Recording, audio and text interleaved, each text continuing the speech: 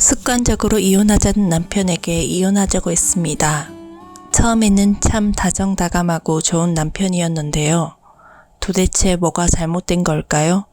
무엇이 남편을 변하게 했을까요? 저는 대학교 시절 나쁜 남자와 첫 연애 후 남자에게는 눈길도 돌리지 않고 공부만 했던 점. 회사 입사 후에도 열심히 일만 했었죠. 그래서 남들보다 승진이 빨랐습니다. 연애도 안 하던 저는 당연히 비혼주의자였습니다. 연애 없이 혼자인 게 편했고 솔로인 생활이 익숙해져 있었습니다. 빠른 승진으로 이른 나이에 회사 팀장으로서 열심히 경력을 쌓아나가고 있었죠. 그러던 어느 날 회사에서 신입사원을 뽑았고 남편은 우리 팀으로 배치가 되었습니다. 우리 팀에 새로운 신입사원이 들어왔습니다. 적응할 수 있게 많이 도와주세요. 신입이라 그런지 어리버리했고 처음이라 그런지 실수도 잦았습니다. 그런 모습에 팀장인 제가 화를 많이 내서 제 앞에서는 더 실수를 많이 하는 것 같았습니다. 큰 회사 프로젝트를 앞두고 아무것도 모르는 신입이 들어와서 방해가 되는 것 같아서 짜증이 더 났습니다. 처음엔 복사기도 사용할 줄 몰라서 옆에 직원들에게 방해가 되더라고요. 제가 화를 많이 내서 저를 무서워하더군요. 그렇게 남편은 매번 저에게 구박받으며 신입생활을 이어나갔습니다. 그때 저는 남편에게 직장 상사였기 때문에 구박받으면서도 꾹꾹 참더군요. 물론 일과 관련된 문제 외엔 다른 문제로 화를 낸 적은 없지만요. 그러던 중 팀에서 추진한 프로젝트가 잘 되었고 저와 팀원들은 성공한 프로젝트를 축하하기 위해 회식을 하기로 했습니다. 다들 너무 수고했어요. 지난 6개월간 너무들 고생 많았어요. 팀장님이 제일 고생 많으셨어요. 어쨌든 프로젝트 성공해서 너무 기쁘네요. 그렇게 성공을 축하하며 직원들과 힘들었던 얘기를 하며 화기애애한 분위기 속 회식은 계속되었습니다. 다들 풀어진 회식 속에서도 제게 굳어있는 남편을 보면서 제가 너무 구박을 많이 한 건 아니었는지 고민이 되기 시작했습니다. 제가 너무한 게 아닌가 걱정이 되기도 했고요. 회식 후 다음 날부터 저는 남편에게 화를 내지 않으려 노력했습니다. 친절하게 해주려고 했고요. 처음에는 이상하게 생각하는 것 같았습니다. 그러건 말건 저는 화를 내지 않으려 노력했고 남편은 저에 대한 인식이 차차 바뀌어가는 것 같았습니다. 그날은 팀원이 저지른 실수 때문에 팀장인 제가 욕을 먹고 뒤처리하느라 야근을 한 날이었습니다. 퇴근길 마음도 우울하고 스트레스를 받아서 맥주나 한 캔 해야겠다는 생각에 편의점에 들렀습니다. 냉장고에서 맥주를 고르고 저녁거리로 이것저것 고르고 있었는데 익숙한 목소리가 들려왔습니다. 그 목소리에 고개를 돌려 쳐다봤더니 남편이 운동복을 입고 서 있었습니다. 깜짝 놀란 표정을 지으며 말이죠. 팀장님? 정수씨? 여긴 어쩐 일이세요?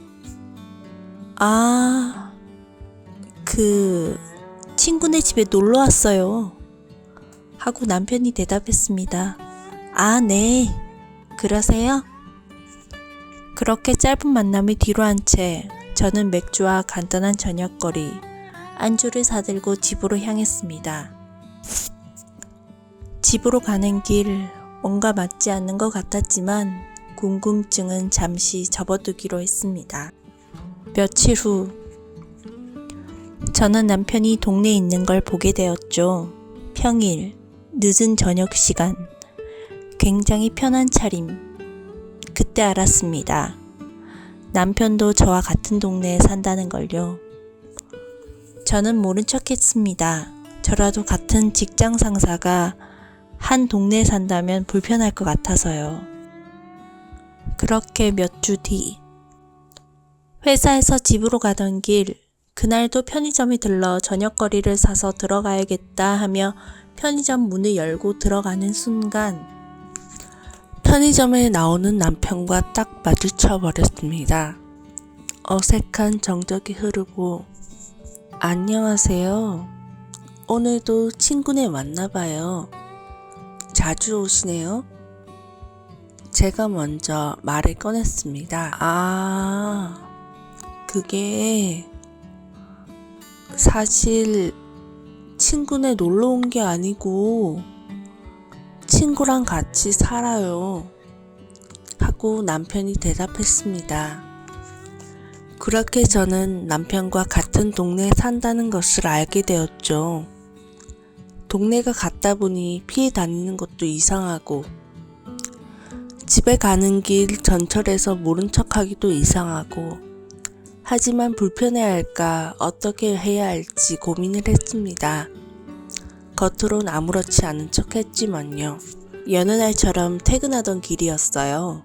전철 많은 인파 속 사람들 속에서 이리저리 치이다 바로 옆에 남편도 같이 치이고 있었죠. 저희 둘은 눈이 마주쳤고 저도 모르게 웃음이 새어나왔어요. 사람들이 우르르 내리고 지하철 안은 한산해졌어요. 저는 빈자리에 앉았고 남편도 제 옆에 따라 앉더군요. 집으로 가는 전철 속 남편은 어색했는지 이야기하기 시작했어요. 자신에 관한 이야기, 잡다한 이야기를 늘어놓기 시작했어요. 피곤했는데도 이야기는 재밌었고 어느새 남편 이야기에 저도 모르게 웃고 있었어요. 남편은 이야기꾼이었어요. 어떤 이야기를 해도 재미있게 만드는 재주가 있는 사람이었어요. 그의 말솜씨에 저도 모르게 계속 웃고 있었죠. 그러다 내려야 하는 정거장에 도착했고 우린 지하철에서 내려 각자의 집으로 돌아갔습니다. 다음날 퇴근길 남편이 제게 말했습니다.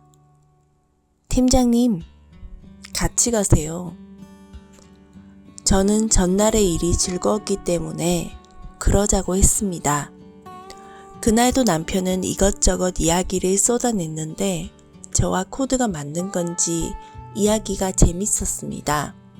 혼자 퇴근하는 날도 있었지만 같이 퇴근하는 경우도 많아졌어요. 직장 상사인 제가 불편한 텐데 말이에요. 나중에 안 사실이지만 남편의 얘기에 너무 잘 웃어주는 모습이 그렇게 예뻐 보였다고 해요. 퇴근길을 같이 하면서부터 남편과 저는 급속도로 가까워지기 시작했습니다. 그렇게 남편과 연애를 하기 시작했어요. 사내 연애라 비밀로 하기로 하고요. 비밀 연애 시작 후 사람들의 시선이 신경 쓰이기 시작했어요. 일하다 가끔 힘이 들거나 할 땐 옥상에서 커피 한 잔, 바람 쐬러 올라가기도 하고요. 사람들 눈에 보이면 제가 남편을 혼내는 척 연기도 하고 야근할 땐 같이 하기도 하고 제가 일에 집중해서 당이 떨어질 땐 남편이 서랍에 간식을 넣어두기도 했죠. 그리고 사내 메신저를 주고받으며 아주 알콩달콩했죠. 그런데 어느 날 남편이 둘만의 톡에만 적을 내용을 전체 톡으로 보내는 실수를 했고 그 일을 계기로 비밀 연애가 공개되어 버렸죠. 이후 남편과 저는 결혼하게 되었고 사람들의 축복 속에 결혼식을 올렸습니다. 깨가 쏟아지는 신혼생활을 이어나갔죠. 시간이 지나고 저와 남편은 아기를 갖고 싶었습니다. 몇 번의 시도 끝에 임신했습니다. 그러던 중 회사 사정이 안 좋아지면서 회사가 갑작스럽게 구조조정을 하기 시작했어요.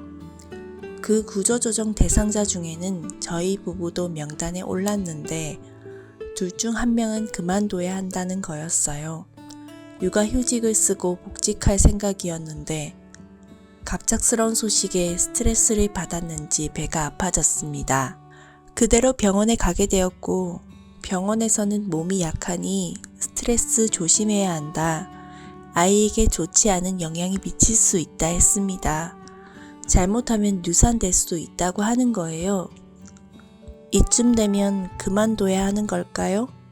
남편과 상의 끝에 저는 회사를 그만두기로 했습니다. 처음엔 임신 중 먹고 싶은 것도 잘 사다 주고 회사에서 힘들게 일하고 와도 저에게 먼저 고생했다 따뜻한 위로를 건네는 남편이었어요.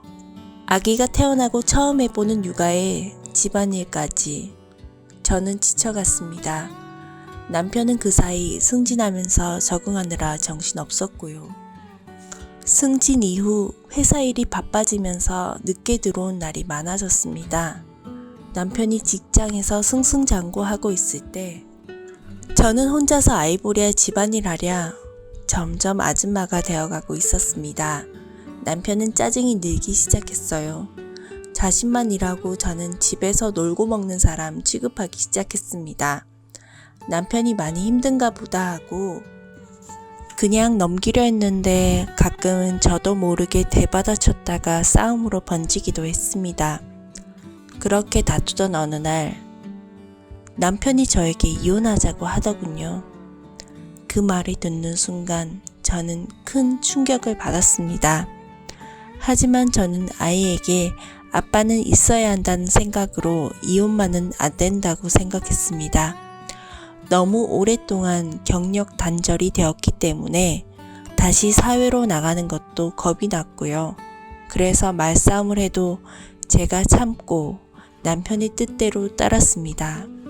이게 시작이었던 걸까요? 남편은 이혼이란 단어를 이용하기 시작했습니다. 자신이 잘못한 일이 있어도 조금만 기분이 나빠도 말다툼을 할 때면 이혼하자는 말을 밥 먹듯이 했습니다. 이혼하자는 말이 나올 때면 그 말이 싫어서 그냥 하자는 대로 했으니까요. 그렇게 남편은 이혼이란 단어를 철저하게 이용했습니다. 저를 조종하기 가장 편한 단어였으니까요. 그런 생활에 익숙해지고 남편은 자신의 편리함대로만 살려는 이기적인 남편으로 변해가고 있었습니다. 하루는 장을 보러 큰 마트에 간 날이었어요. 거기서 우연히 옛날 친구를 만났어요. 집에 가서 저녁을 차려야 해서 간단한 안부와 전화번호만 주고받은 뒤 헤어졌어요. 집으로 돌아와 친구와의 만남을 회상하고 있었을 때 친구에게서 문자가 왔어요. 예전엔 아주 친했던 친구였지만 친구의 결혼 이후 오랫동안 소식이 끊겨져서 궁금했었는데 다시 연락이 이어져서 저도 반가운 마음에 바로 답장했어요. 며칠 뒤 저와 친구는 커피숍에서 만나 서로의 안부를 물었습니다. 잘 지냈지? 정말 오랜만이다. 이게 얼마만이야? 이렇게 시작된 수다는 오랜 기간 못한 이야기를 하려고 했었는지 한참을 재미있게 수다를 떨었습니다. 남편은 잘 지내지? 하고 제가 묻자 그게 머뭇거리며 친구는 대답했습니다. 나 이혼했어. 그 말에 제가 말했습니다. 괜찮아? 힘들었겠다. 처음엔 무섭고 힘들었는데 이젠 괜찮아. 처음만 힘들었지 지금은 괜찮아. 너는 남편이랑 잘 살고 있지? 친구의 물음에 애써 웃으며 그렇다고 대답했습니다. 친구를 만난 이후 이혼 후의 삶을 생각해 보기 시작했습니다. 매번 싸우는 모습과 이기적인 아빠의 모습을 보여준다면 차라리 이혼을 하는 게 더 나은 것이 아닐까. 이혼하자는 말을 들으면서도 이 사람을 붙잡아야 할까? 조금 힘들어도 나중을 위해서라면 차라리 이혼을 하는 게 더 나은 게 아닐까.